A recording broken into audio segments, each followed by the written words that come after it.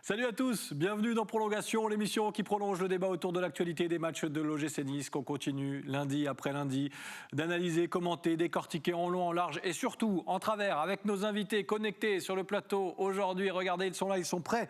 Normalement, Nassim Tirech, journaliste Stade Perform. Comment ça va, Nassim ? Je suis là, ça va très bien et toi ? Écoute, ça va, bientôt les vacances pour nous. On n'y est pas encore, nous, mais on y reviendra dans un instant. On va accueillir aussi Alric qui est là, qui lui est déjà à la plage apparemment. Ça va, Alric ? Salut. J'ai choisi la plage aujourd'hui parce qu'apparemment il y a certains joueurs qui sont déjà partis en vacances, donc voilà. On en parlera dans la deuxième partie de cette émission. On va accueillir Laurent aussi qui fait son retour. C'est une première, je crois, connecté à ce plateau. Salut Laurent, comment ça va ? Supporter du gym ? Impeccable, ça va bien. Moi, je suis en vacances pour de vrai. Pour de vrai, voilà. On va en parler de ces vacances. On va essayer de revenir d'abord, regarder le sommaire, sur cette défaite à Dijon, défaite de l'OGC Nice. Encore une belle perf. Bien évidemment, vous commencez à nous connaître. Il y a beaucoup d'ironie dans ce titre parce que l'OGC Nice est passé encore une fois à côté de son match face à la Lanterne Rouge de Ligue 1. Rien, absolument rien à la clé. Une défaite logique sur laquelle on va essayer de revenir tout de même dans quelques secondes. Et puis, dans la deuxième partie de cette émission, c'est déjà les vacances. Alors non, ne cherchez pas le point d'interrogation. On l'a pas mis, puisque l'OGC Nice est en vacances. En tout cas, nous concernant, c'est le parti pris aujourd'hui dans cette émission. On va en discuter avec nos invités, nos chroniqueurs du jour. Mais il y en a des choses à dire avec donc ce match à Dijon déjà, enfin cette défaite à Dijon. Et une fois n'est pas coutume, on va commencer par un tweet qu'on va lire tout de suite. Un tweet qui a été envoyé sur le compte de Prolongation. Au match aller contre Dijon, on a été catastrophique. On a fait l'exploit de faire une performance encore plus catastrophique ce week-end.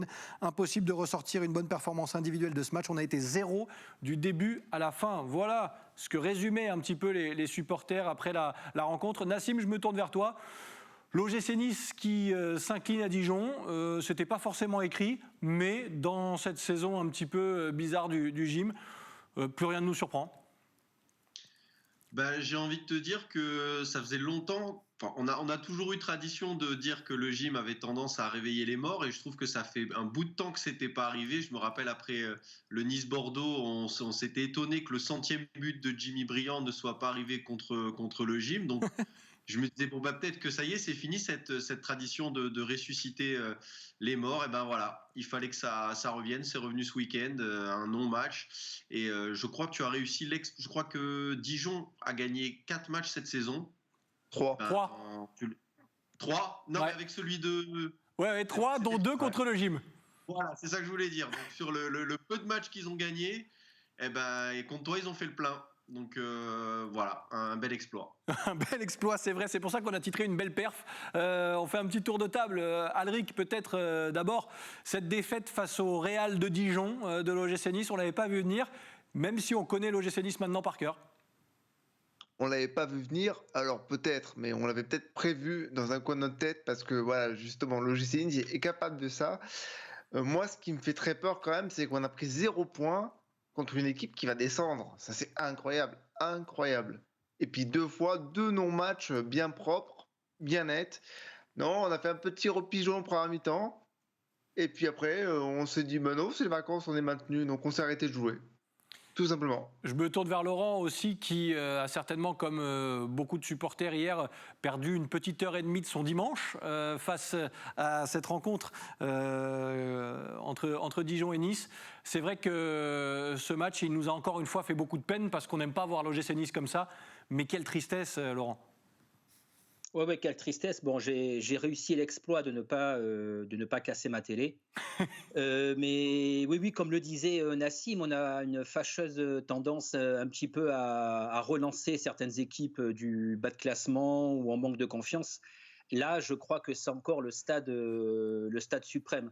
J'avais regardé un petit peu les chiffres et les stats de Dijon avant le match parce que je sentais que la série allait s'arrêter. On a beaucoup parlé des 12 défaites consécutives, mais quand on regarde d'un peu plus près les stats de Dijon, c'est calamiteux. Alors je n'ai rien contre Dijon, hein, mais donc c'était 2 victoires avant celle de ce week-end, hein, dont une forcément contre nous, et l'autre victoire c'était à Nîmes.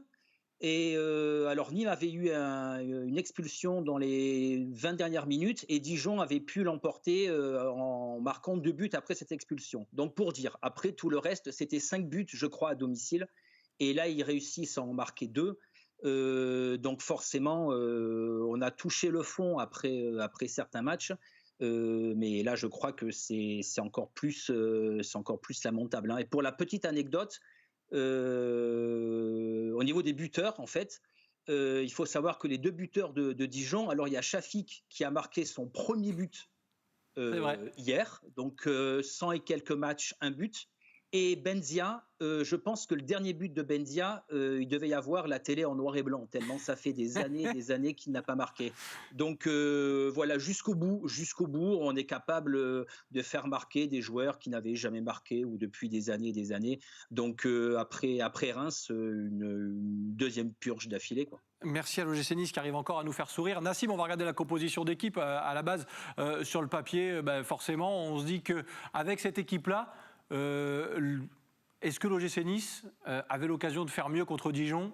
99 personnes sur 100, parce qu'il y en a un peut-être qui voudra contredire son monde, te dirait évidemment que l'OGC Nice aurait dû faire mieux que ça. C'est quand même dingue de voir une telle composition, Nassim, et de se dire que l'OGC Nice est capable de telles prestations, parce que perdre un match, c'est possible, mais dans cet état-là, c'est compliqué. Ce qui est dommage ou navrant, entre guillemets, c'est qu'on a le sentiment que, comme c'est une équipe, allez, on va dire jeune, qui manque un peu d'expérience, ces matchs-là, elle se dit, ils sont sur 12 défaites d'affilée, ils ont un record historique, ça, si on les bat, ça sera le record, le pire record de l'histoire du championnat de France. Donc ils vont jouer avec la peur au ventre, ça va être tranquille pour nous. Peut-être que c'est ça qui fait que les joueurs sont rentrés en se disant ils vont jouer caca slip et puis ça va être facile, il n'y aura pas besoin de sortir le bleu de chauffe. Sauf que non, voilà, on se rend compte qu'en Ligue 1, si tu viens mal préparé ou un petit peu avec les mains dans les poches, même contre le dernier, il a un petit peu de fierté quand même pour pas être la pire équipe de l'histoire du championnat de France. Voilà ce qui se passe. Alric, on va rebondir sur ce que disait Nassim en lisant la déclaration d'Adrien, une des déclarations, parce qu'il y en aura une deuxième dans la deuxième partie de cette émission, d'Adrien Urcia. On a été défaillant dans l'état d'esprit. Est-ce que les joueurs ont pensé que c'était plus facile contre le dernier ? Je ne sais pas, mais j'ose espérer que non. On ose espérer que non aussi, Alric, et pourtant, zéro individualité à ressortir. Même la défense centrale sur laquelle on est assez dithyrambique chaque semaine, là, pour le coup, c'était un non-match pour tout le monde. Il n'y a rien qui a fonctionné. Il y avait des choix dans le jeu qui n'étaient pas bons. Et puis quand je vois par exemple le but de Shafik, c'est typiquement le genre de but que nous, on devrait être en capacité de mettre avec les joueurs qu'on a. C'est-à-dire, on frappe de loin, il y a un ballon qui revient, on ne se pose pas de questions, on tente des choses. Eh bien non. Nous, on a toujours cette fâcheuse tendance à vouloir rentrer dans les buts, à multiplier les passes qui servent à rien. Il n'y a aucun décalage de créer. J'ai arrêté d'être poli en fait hier pendant que je regardais le match et j'ai commencé à les insulter un par un parce que quand je vois cette action où c'est Ronny Lopez qui frappe alors que Morgan Schneiderlin par exemple arrive en plein élan et peut déclencher une frappe incroyable et qui préfère encore faire la passe de trop, c'est typiquement ce genre d'action qui me rend fou et c'est typique d'une équipe en manque de confiance et peut-être qu'il y a eu aussi un manque de fierté parce que se faire laminer comme ça par le dernier du championnat, c'est quand même assez grave, je trouve. Laurent, pour toi, le problème, il est mental, finalement, pour cette équipe de l'OGC Nice qui n'a même pas existé, 10 minutes, un quart d'heure sur cette rencontre ? Mental, technique, tactique, je crois qu'on ne sait plus où donner de la tête, hein. Il y a, comme tu as dit tout à l'heure, il y a pas un joueur qui ressort, ce qui a posé des problèmes hier au niveau de la sortie de balle, qui était un peu plus compliquée que d'habitude, avec Todibo et Saliba qui étaient un petit peu en dessous, ils se sont mis au même niveau que les autres joueurs. Et puis après, en fait, il y a pas d'investissement, on sent pas d'envie, ça joue à 2 à l'heure. J'ai entendu plusieurs fois moi Urcea, surtout pendant la première mi-temps, crier plus vite, comme disait Alric, il y a y a toujours une touche en trop, il y a toujours une passe inutile. Donc, comment peut-on prendre de vitesse une défense quand on joue trop lentement, quoi. Et après, il y a pas de combinaison, il n'y a pas d'automatisme. Il me semble que la première action construite, elle doit se situer autour de la 40e minute, initiée par Dolberg. Mais voilà, pour le reste, il n'y a rien, quoi. Alors, on joue en 4-3-3. Mais le problème, c'est que quand on a sur les ailes, Maoulida, on va pas encore lui taper dessus comme chaque week-end, et puis Ronny Lopez, quoi. Alors oui, sur le papier, je pense qu'on a des joueurs de qualité. Et quand je regarde le classement et que je vois qu'autour de nous, ce sont des équipes comme Reims, comme Angers, comme Metz. Je me dis que, intrinsèquement, on a quand même une équipe bien supérieure, sauf que ça ne se voit pas, quoi. Et quand à la fin du match, j'entends Schneiderlin dire oui, dès le début de la semaine, j'ai senti qu'il y avait un peu du relâchement. Je sais pas, on a l'impression qu'il n'y a pas de fierté, qu'il n'y a pas d'ego, donc c'est tout un ensemble. Mais oui, le mental, évidemment, il y fait beaucoup. On va y revenir d'ailleurs sur cette déclaration de Morgan Schneiderlin dans quelques minutes et on va refermer cette parenthèse de ce match à Dijon. Bravo messieurs, on vient de faire plus de 10 minutes sur Dijon-Nice. Vous êtes vraiment exceptionnels. Deuxième tweet qui va nous permettre de faire la transition vers le second débat. Oui, à quoi pouvait-on s'attendre ? Les joueurs sont déjà en vacances, le maintien est assuré. Cette saison va se finir en roue libre. Il va falloir changer des choses cet été. Messieurs, on passe au débat suivant. Exit Dijon et maintenant on se projette un petit peu et on se dit que l'OGC Nice est déjà en vacances. Nassim, c'est triste à dire mais le constat est là, on verra dans un instant le classement. Une saison déjà terminée pour l'OGC Nice ?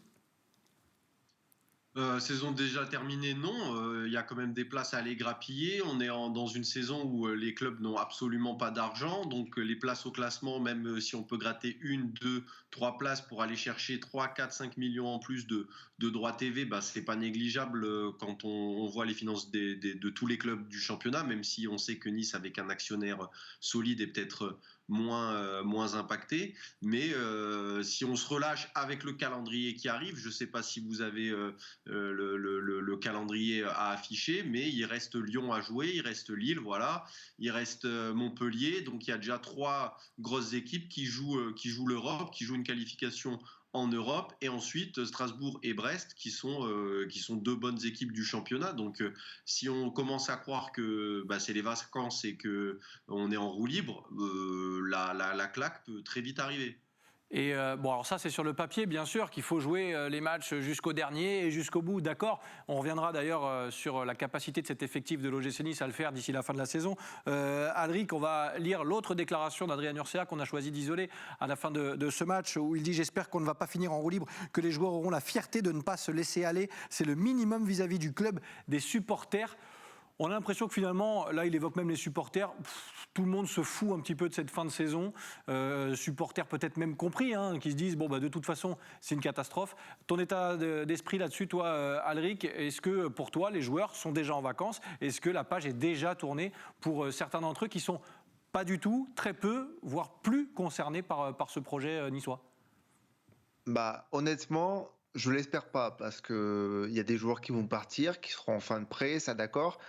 Mais il y a aussi des joueurs qui doivent s'inscrire dans le projet futur. Ou alors, s'ils sont déjà en vacances, c'est qu'ils s'en foutent complètement et qu'ils vont déjà trouver une porte de sortie, remis à leur face. Mais c'est pas normal. Mais voilà.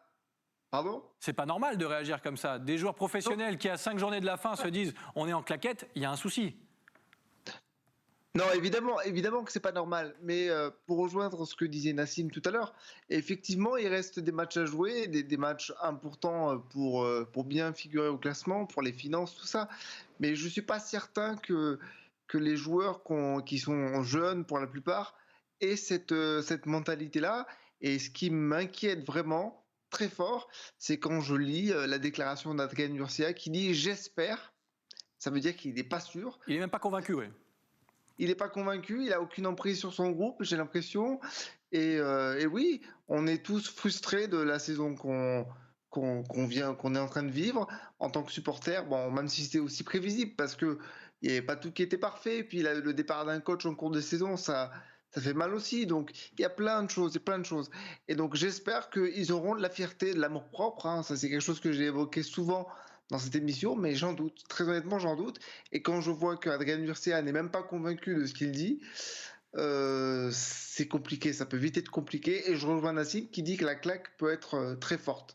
On Voilà. va, on va revoir le calendrier. Je vais me tourner vers Laurent aussi. Nassim, je te redonne la parole aussi dans 30 secondes, dans une minute. Laurent, à quoi va servir l'OGC Nice sur cette fin de saison quand tu vois ce calendrier-là? Parce que pour jouer le rôle d'arbitre, il faut jouer les matchs à fond et en tout cas le plus honnêtement possible, chose qu'a pas vraiment fait l'OGC Nice à Dijon par exemple. Non, c'est sûr. À quoi vont servir les matchs? Essayer de préparer l'avenir, donner du temps de jeu à des joueurs qui n'ont pas beaucoup joué et qui n'ont pas forcément beaucoup déçu, ou du moins pas plus que certains cadres, hein. Dan Ndoye, Trouillet ou encore d'autres, hein. Mais bon, je me pose vraiment la question de l'investissement parce que je trouve que là, tout a basculé en l'espace de 2 matchs. C'est-à-dire qu'avant le match contre Reims, hein, on était sorti d'une bonne série, la série du mois de mars. Et tu pouvais aller chercher quelque chose à ce moment-là. Et tu pouvais aller chercher quelque chose. Après la victoire à Nantes, il me semble qu'on était peut-être à 7 points du 5e, si mes souvenirs sont bons. C'était pas flamboyant dans le jeu, hein, mais il y avait certaines séquences qui donnaient un peu d'espoir. Et puis on s'était même mis un petit peu à rêver à certaines places européennes, alors que ça soit mérité ou pas, ça c'est encore un autre débat, hein, un petit peu comme l'année dernière. Mais on s'était préparé à peut-être une fin de saison palpitante. Avec donc ces 2 matchs Reims et Dijon, on aurait reçu Montpellier qui était à la lutte pour les places européennes, et puis après pourquoi pas jouer un rôle d'arbitre pour le titre de champion avec Lille et Lyon, et puis 2 matchs à domicile peut-être pas faciles, mais il y avait encore un espoir. Donc on se dit avec quelque chose à aller chercher. Et quand on sort de ces 180 minutes de purge, effectivement, on se pose beaucoup de questions et on se dit la saison, les 5 matchs risquent d'être longs, mais il ne va pas falloir faire n'importe quoi non plus parce que mathématiquement, on n'est pas sauvé encore, quoi. Je me tourne vers Nassim qui voulait réagir tout à l'heure et je lui fais lire en même temps la déclaration de Morgan Schneiderlin après le match face à Dijon. Et vous l'évoquiez tout à l'heure, les garçons. On a 2 choix. Soit on met les tongs et on ne respecte personne, ni le club, ni les supporters, soit on se réveille pour bien finir et respecter les cuissons. Il a effectivement, dans la même interview après le match, dit que depuis le début de la semaine, il sentait un certain relâchement. Nassim, c'est normal d'en être là, dans l'investissement, quand on est joueur professionnel et qu'il reste 5 matchs, comme tu disais tout à l'heure?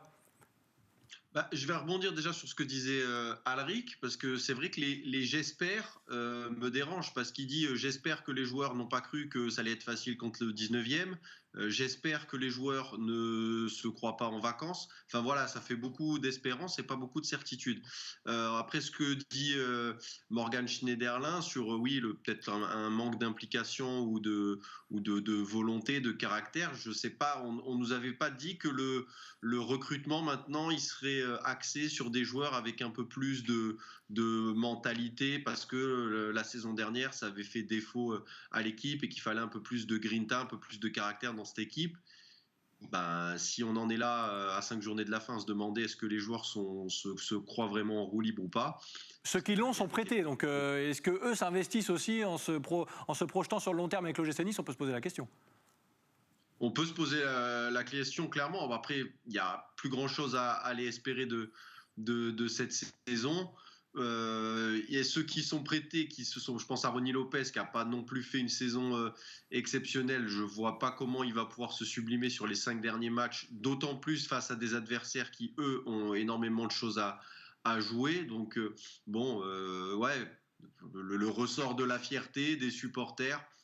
C'est le ressort classique qu'on aurait tous utilisé si on devait parler, mais bon, c'est à mon avis, je vois plus une fin de saison en roue libre, étant donné que quand il y a quelque chose à jouer, on voit pas grand chose, alors quand il y a plus rien à jouer, j'ai du mal à me dire on va les voir, ils vont être libérés, ils avaient pas non plus une pression de ouf, hein, s'ils finissaient pas 5e, on les aurait pas cloués au pilori. Donc ils jouaient pas vraiment avec une pression exceptionnellement incroyable.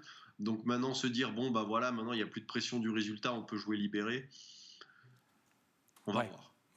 Alric, est-ce que ton ressenti se rapproche de celui de beaucoup de supporters qu'on peut lire sur les réseaux sociaux notamment, mais c'est vrai qu'on entend très peu les responsables de la Populaire Sud aujourd'hui. Le Covid fait que les stades sont vides, on n'entend pas vraiment râler. Finalement, il y avait une banderole hier à Dijon qui parlait de 11 plots. Elle aurait pu aller être dirigée à l'attention des joueurs de l'OGC Nice, c'était pareil. Mais on a l'impression que les supporters laissent passer cette fin de saison aussi, qui se disent bon bah on verra l'année prochaine, il n'y a plus rien à attendre de cette équipe, un peu à l'image des joueurs qui n'ont plus rien à attendre finalement de cette fin de saison. Bah, ça me surprend, ça aurait pu me surprendre il y a quelques temps, et là ça me surprend pas trop parce que je me dis bon voilà, on a plus ou moins voulu la démission de Patrick Vieira qu'on considérait responsable de pas mal de choses dans l'atmosphère au sein du club et puis même au niveau sportif et tout ça. Maintenant qu'il est plus là, on a vu qu'avec Urca c'était pas forcément mieux, mais on s'est dit c'est une solution de rechange, il y aura forcément mieux l'année prochaine. On a commencé à voir fleurir des noms d'entraîneurs plus huppés, et on commence à se poser des questions sur ce que ça pourrait, ressembler l'année prochaine. Mais bon, le truc, c'est que bon, tu vas présenter un projet à un entraîneur plus huppé, ok, mais il va falloir que tu choisisses aussi bien tes joueurs, parce que si tu lui expliques que bon, on va monter un gros projet, mais avec des joueurs qui s'en foutent dès que ça devient difficile, l'entraîneur il va pouvoir dire non, mais moi ça m'intéresse pas, moi je veux des joueurs concernés. Donc là, honnêtement, je me pose des questions, même si évidemment l'avenir nous dira ce qu'il en sera vraiment. On en reparlera bien sûr de cet entraîneur parce qu'aujourd'hui, quel entraîneur viendra à l'OGC Nice? Tu parles d'entraîneur UP, mais un OGC Nice qui ne jouera pas, a priori, de Coupe d'Europe, ça sera encore un peu plus compliqué pour les dirigeants azuréens de le convaincre. Mais pourquoi pas? Il y a beaucoup de choses à faire et l'OGC Nice a un côté financier aujourd'hui qui peut attirer certains noms. Je me tourne vers Laurent parce que l'avenir, avant de parler coach, bien sûr, c'est l'avenir proche avec cet adversaire qui se profile, Montpellier. Et on va voir quelques chiffres d'ailleurs sur Montpellier assez réguliers, même s'il y a beaucoup de matchs nuls pour les Montpelliérains ces derniers temps, mais Montpellier ne s'est incliné qu'une seule fois sur les 11 derniers matchs, c'était le 30 janvier face à Lens, et 53 buts marqués. Montpellier, la 4e meilleure attaque de Ligue 1. Il va falloir se méfier bien sûr de Montpellier, mais quel OGC Nice finalement dimanche face à ces joueurs de Montpellier. Laurent, tu t'attends à quoi? Une tôle. Une tôle ou une purge, parce qu'on parlait du manque un peu de grinta chez nos joueurs. En gros, c'est un petit peu tout le contraire chez les Montpelliérains. Ça a toujours été une équipe relativement costaud physiquement, et puis mais ça marque des buts, ça envoie, comme on dit, ça envoie du pâté, et puis ça joue, ça encaisse pas mal de buts, mais ça en marque encore plus. Donc je pense que s'il y a pas de répondant physique de notre côté, ça peut être une tôle de plus à domicile sans aucun souci, quoi. Il va falloir une grosse remise en question. Est-elle possible cette semaine? Je ne sais pas, parce qu'effectivement chacun a l'air un petit peu blasé et découragé. Mais oui, il faudrait qu'il y ait une équipe motivée et qui réponde aux défis physiques des Montpelliérains. Nassim, Montpellier, c'est costaud. Une tôle, oui. Une purge, non. Parce que Montpellier, ça joue. Ils ont des vrais attaquants devant. J'ai regardé le Montpellier-Lille, j'ai regardé Montpellier-Marseille. Enfin, j'ai regardé les deux matchs. Franchement, Montpellier, ça joue super bien.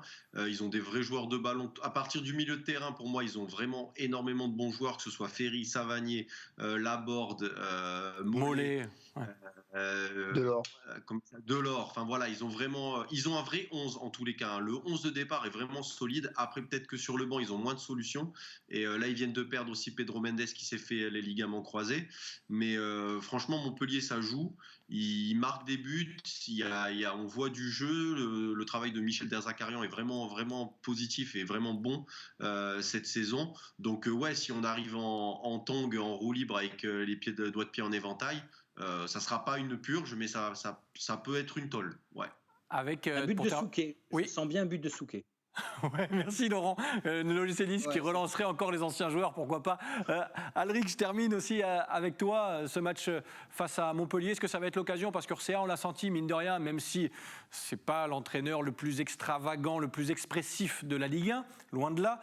On l'a senti tout de même agacé par l'attitude de ses joueurs à Dijon. Est-ce que tu t'attends, pourquoi pas, à quelques changements? L'OGC Nice, on l'a dit, n'a plus rien à jouer. Est-ce qu'on a évoqué Trouillet, Ndoye tout à l'heure par exemple? Est-ce que ces joueurs-là vont avoir un peu plus de temps de jeu pour entrer entre guillemets, punir ceux qui n'ont pas été au niveau ? Je l'espère. Je l'espère. Alors peut-être un peu naïvement, hein, tout au long de la saison, sur les réseaux, on n'a pas arrêté de me répéter que si certains joueurs ne jouaient pas, c'est qu'il y avait une raison. Mais aujourd'hui, quand je vois le niveau de certains titulaires, je me dis que les remplaçants, ils pourraient pas faire pire, si ce n'est de ne pas jouer du tout, c'est-à-dire de pas se présenter au stade. Donc j'espère qu'il y aura peut-être des changements pour créer peut-être alors un électrochoc, je sais pas, mais une piqûre dans leur fierté, quoi. Voilà, vraiment, faut piquer la fierté humaine, là, je pense, à un moment donné. Parce qu'on ne respecte pas un poste, on ne respecte pas un club qui nous engage. Et ça me pose grandement problème, mais je pense que je ne suis pas le seul à penser ça. Merci d'avoir fini là-dessus. Alric, Nice-Montpellier, dimanche 13h à l'Allianz Riviera. On sera là lundi prochain, nous pourrons débriefer, parce que contrairement à d'autres, on fait le boulot jusqu'au bout. Merci Nassim, merci Laurent, merci Alric d'avoir passé cette émission avec moi. À toi. C'était un plaisir. Merci beaucoup les garçons, merci à vous de nous avoir suivis une nouvelle fois. Prolongation, ça continue bien sûr jusqu'à la fin de la saison et mine de rien, on aura toujours quelque chose à dire sur l'OGC Nice. Alors on sera là lundi prochain. Vous nous écrivez sur le compte Twitter de Prolongation, vous serez peut-être là, connectés à ce plateau, vous aussi la semaine prochaine. En tout cas, on débat, on échange, on partage et ce sera le cas donc lundi prochain. Passez d'ici là une très belle semaine et d'agréables moments sur les antennes d'Azur TV. Bye bye.